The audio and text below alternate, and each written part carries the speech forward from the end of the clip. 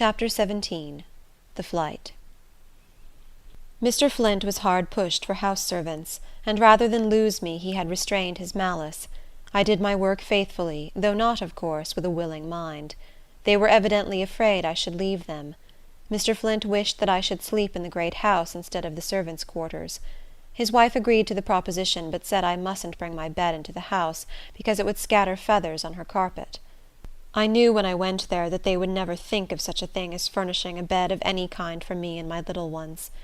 I therefore carried my own bed, and now I was forbidden to use it. I did as I was ordered, but now that I was certain my children were to be put in their power, in order to give them a stronger hold on me, I resolved to leave them that night.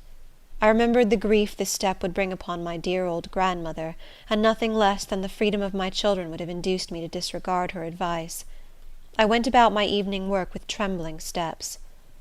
Mr. Flint twice called from his chamber door to inquire why the house was not locked up.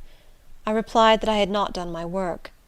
"You have had enough time to do it," said he. "Take care how you answer me."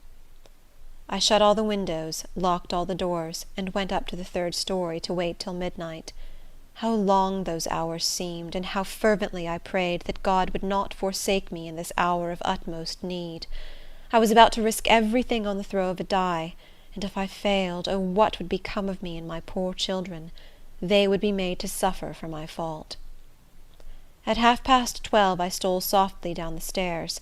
I stopped on the second floor, thinking I heard a noise. I felt my way down into the parlor and looked out of the window. The night was so intensely dark that I could see nothing. I raised the window very softly and jumped out. Large drops of rain were falling, and the darkness bewildered me. I dropped on my knees and breathed a short prayer to God for guidance and protection. I groped my way to the road, and rushed towards the town with almost lightning speed. I arrived at my grandmother's house, but dared not see her.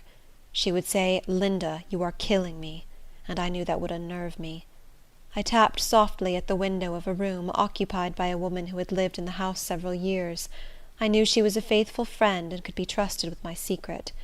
I tapped several times before she heard me. At last she raised the window, and I whispered, "Sally, I have run away. Let me in quickly." She opened the door softly, and said in low tones, "For God's sake, don't. Your grandmother is trying to buy you and the children.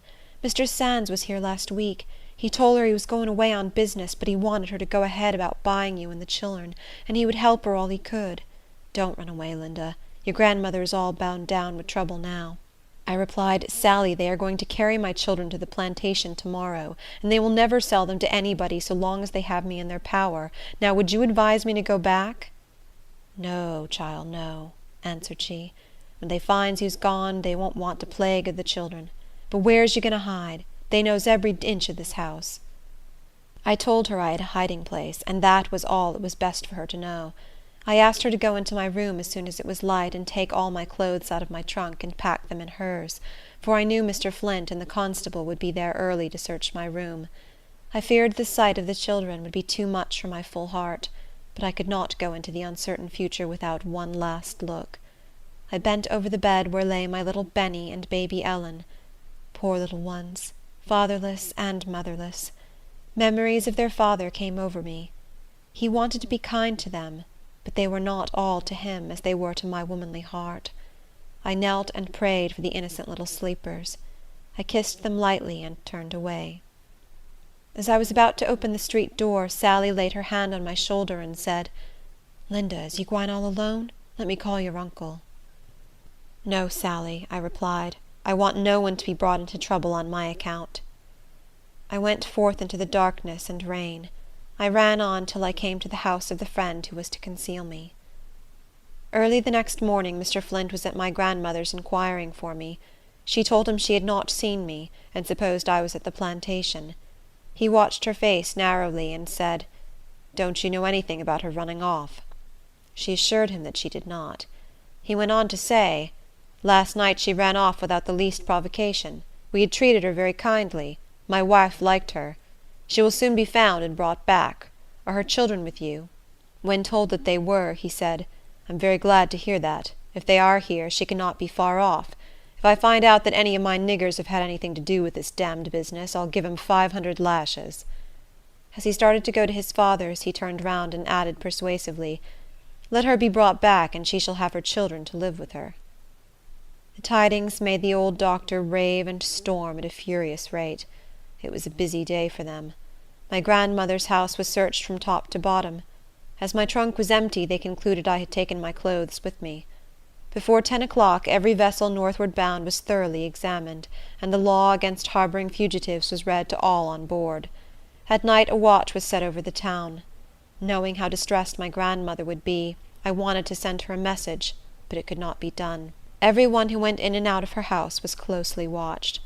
The doctor said he would take my children unless she became responsible for them, which of course she willingly did. The next day was spent in searching. Before night, the following advertisement was posted at every corner, and in every public place for miles around. $300 reward. Ran away from the subscriber, an intelligent, bright, mulatto girl named Linda, 21 years of age, 5 feet 4 inches high, dark eyes and black hair inclined to curl, but it can be made straight. Has a decayed spot on a front tooth. She can read and write, and in all probability will try to get to the Free States. All persons are forbidden, under penalty of law, to harbor or employ said slave. $150 will be given to whoever takes her in the state, and $300 if taken out of the state and delivered to me, or lodged in jail. Dr. Flint. End of chapter 17.